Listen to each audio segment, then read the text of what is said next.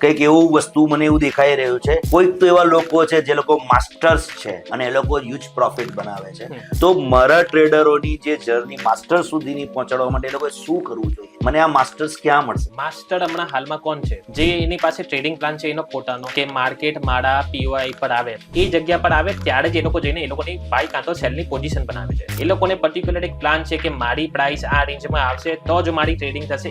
એના પહેલા market 100 point પડે 200 પોઈન્ટ પડે મને ફરક નથી પડતો. મારા પોઈન્ટ પર આવ્યો ત્યારથી જો મારી ટ્રેડ કરીશ. એ માણસને એટલું પેશન્સ છે કે હા આ પોઈન્ટ પર આવશે ત્યારે જઈને મારી બાય કાં તો સેલની એન્ટ્રી બનવાની છે. હવે અત્યારના જે ટ્રેડર્સ છે એ શું કરે છે, કેન્ડલ જોઈ 5 મિનિટ આવ્યા, થોડું ચાર્ટ પેટર્ન આમ જોઈ લીધું, સપોર્ટ રેઝિસ્ટન્સ બનાવી દીધા, બસ બીજી 5 મિનિટ પર એ લોકોને ટ્રેડ લઈ છે.